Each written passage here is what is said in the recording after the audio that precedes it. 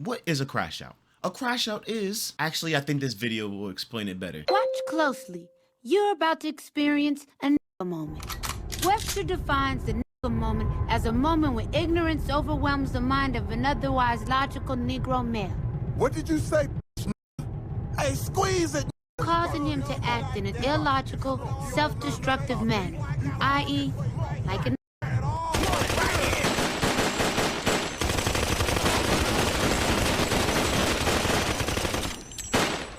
moments are unpredictable. Hey, wait, man, wait.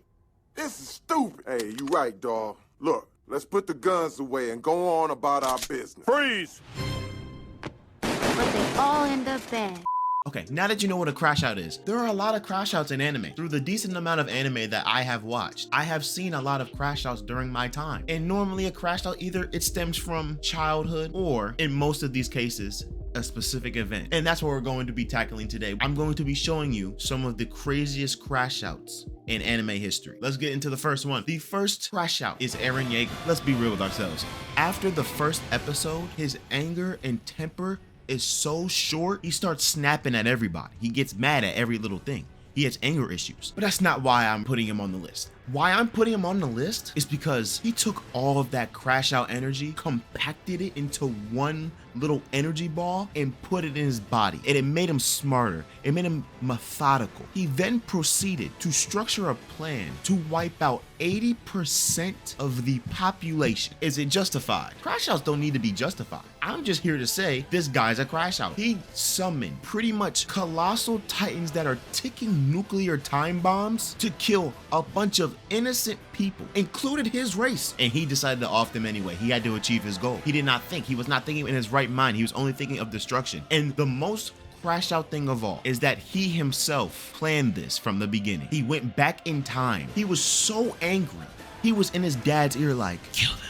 Bro, come on, bro. And you can see the high at the end of his crash out when he dies. He starts bawling his eyebrow. He goes back to normal. That right there is a true crash out. Attack of the crash outs. But that was only one of the minor instances. He's a crash out, but he's not too high up on that rank because I have another one. Yusuke Mesi. He's another guy who has a hot temper. It could have something to do with his upbringing. He has a nice heart, okay? But I'm just gonna show you this clip and then we're gonna move on to the next one. I don't care if she's a girl or a baby or somebody's grandmother. I'll still knock her out. You think a man in his right mind is gonna say that? Are you kidding me? Let's be real, y'all. Would you say that in your right mind? But we're gonna make our way to the One Piece world. And to all my One Piece watchers, you know there are crash outs all across the land. Kaido. There is Nami, even though hers is controlled. She's not on this list, but she's controlled. You have Eustace Captain Mid. He's definitely a crash out. He's an idiot. And shoot, you even got Big Mom. But that's not who I'm choosing today. I'm choosing a man who, because of one incident, destroyed his life and created a new one off of one incident that was not that deep. And that is Don Quixote do Flamingo. That guy is sick. Just for everybody that doesn't know, Don Quixote do Flamingo, his family were former celestial dragons, and celestial dragons in the One Piece world are like the gods, I could say, of the One Piece world. They kicked them out. They kicked the Don Quixote family out. They said, y'all are trash. Y'all are not one of us. Get out. And he blamed his father for it. Well, what did 10-year-old Don Quixote do Flamingo do? He proceeded to kill them all. No, I'm not joking. Do Flamingo. ロシなんて私が父親でごめんな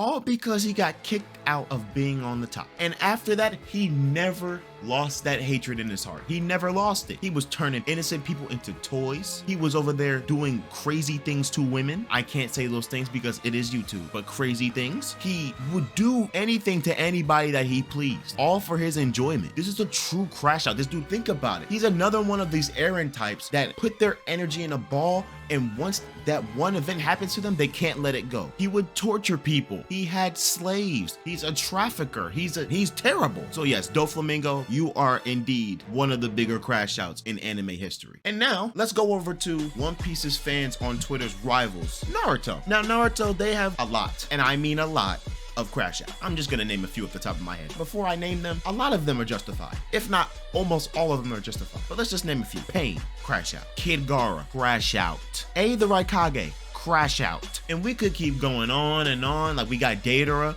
but we could keep going on forever. But I'm gonna name him right now. Sasuke Uchiha, you are indeed a Crash Out. What were you on? Dead serious, Sasuke, what were you on? Let's think about what Sasuke was really doing. Again, was justified. I'm not saying it wasn't justified, but let's look at this track record real quick, okay? We first see him, he's sitting just like these, plotting. And what does he say? I hate a lot of things, and I don't particularly like anything. What I have is not a dream, because I will make it a reality. I'm going to restore my clan and destroy a certain someone. Okay, so we look at this guy, we're like, okay, he might have some tendencies, but he could be redeemed. It ended up being true for all the wrong reasons, so he goes through this transformation. He's good. Then his brother, the one he said he was gonna swear to destroy him, he comes back. And the brother that came back doesn't even want to see him. He said he's too weak for him. He really came back for his friend on the same team, who he's slowly starting to see is becoming his rival. And not only power, but he's not scared either. So seeing Itachi reawakens all of his emotions, and you see that anger come out, and he crashes out Chidori straight to Itachi. And Itachi, being his big brother, catches his Chidori and says in his ear,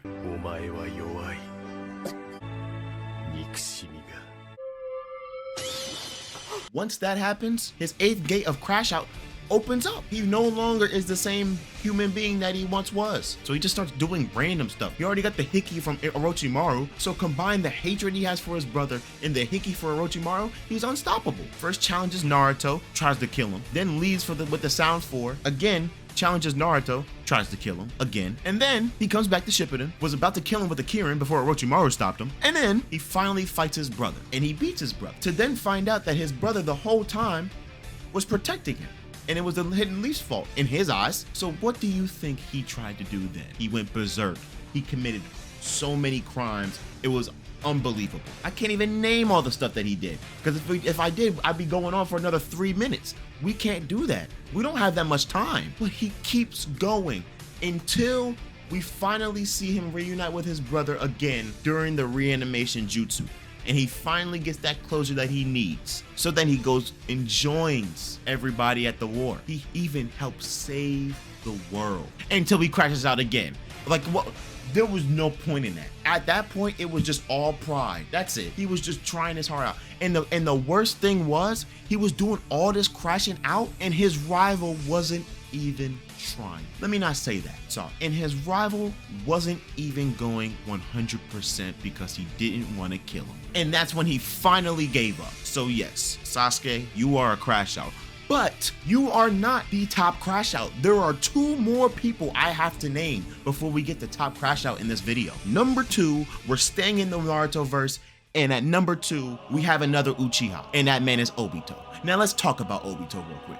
Do we know much about his background, his childhood? We don't know too much, okay? We don't know a lot. But what we do know is that when he did die as a child, he gave his eye to Kakashi. He could never be with Rin. You know what I'm saying? Stuff like that. He had dreams that he wanted to aspire to, but he couldn't do it. But he died peacefully knowing that he saved them. He was content with what he did with his short life until Madara saved him and everything changed. At the flash of an eye, he saw that his best friend that he entrusted his own eye with killed his crush, the girl that he was gonna fall in love with. He even admits later on that he knew that she jumped in front of his blade, but he didn't care. He went on an all-out warpath. It was one of the bloodiest scenes you will see in this entire show. He even admits that he's in hell, and that's when the Crash Out begins, because he then sold his soul to Madara Uchiha, who then just used him his entire life. He killed his sensei. He killed his sensei's wife, who he did have not a close relationship, but like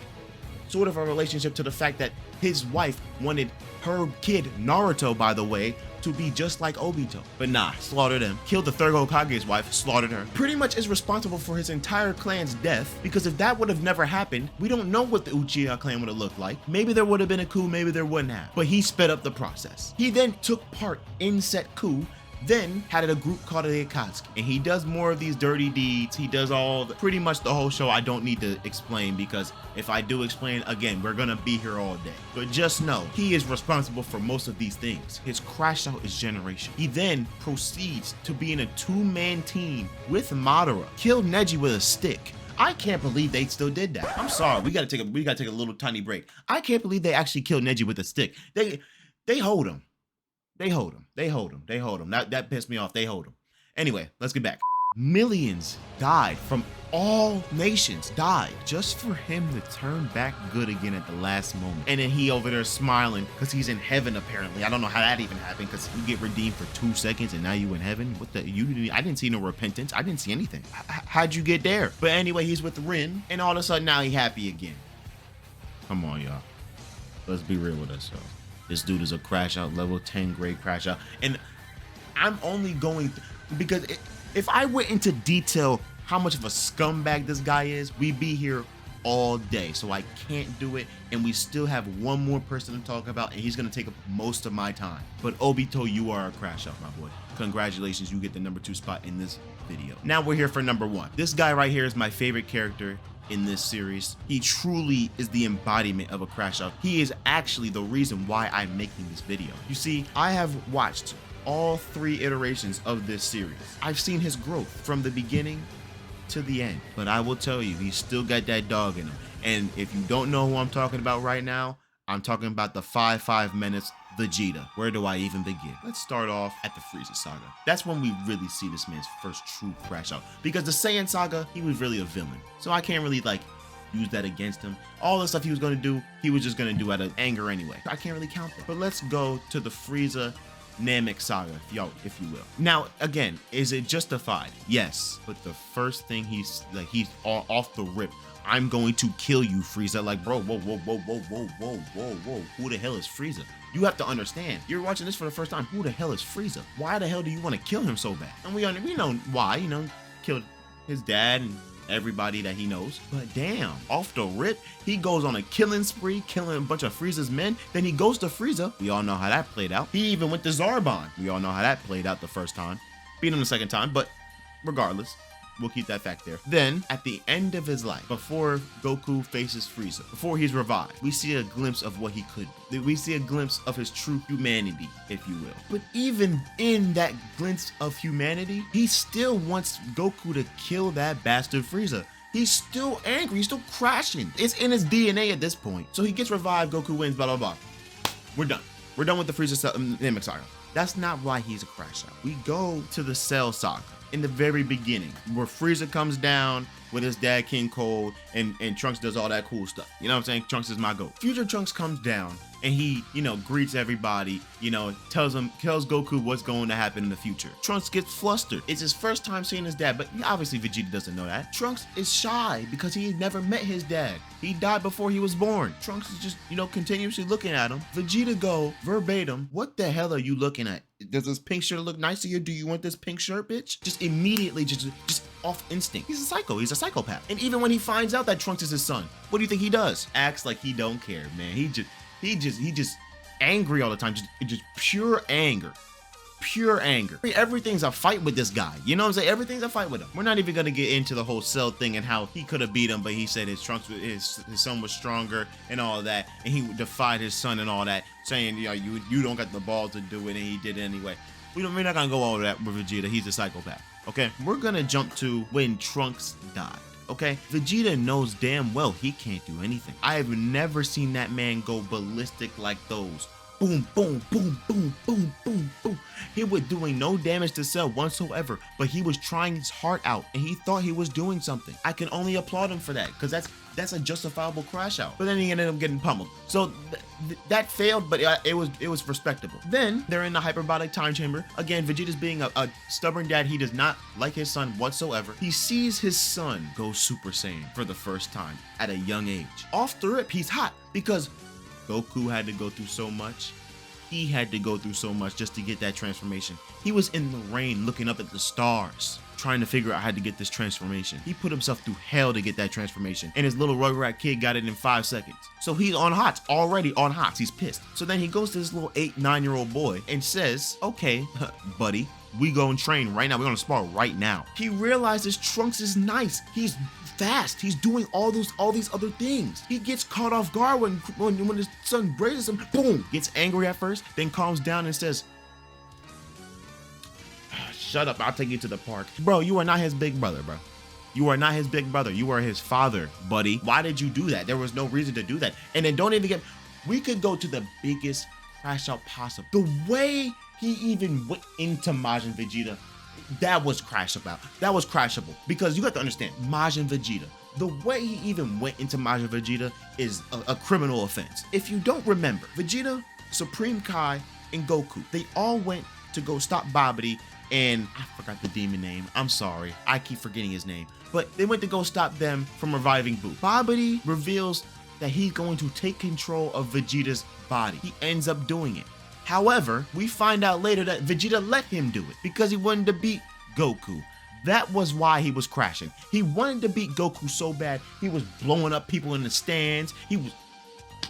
This guy. This guy. You know what I'm saying? He has anger problems, and he still couldn't do it until, everybody knows the scene. That's when he finally started changing a little bit more. He still has crashed out tendencies. Thing with Bulma and Trunks when he took him out.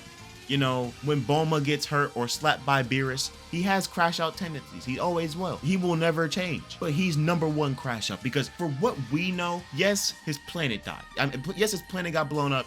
Yes, his father's dead. All of that. That had nothing to do with it because he was the same when they died. And even Raditz and him was talking like, oh, well, they got blown up. That's tough. They did not feel affected at all. So we're not even going to use that as an excuse. It's just in his blood that he has to be on HOTS 24/7. So yes, he is King Crash Out for this video. There's no one topping it. Let me know if you guys want another video of this because I have a whole list of these Crash Outs. I just couldn't fit them all in this video. Listen, we have a lot more, okay? And some of them I have named as examples in this video. But let me know if you guys want more. Leave a like, comment, subscribe, all that good stuff. And I will see you in the next video, bro. See ya.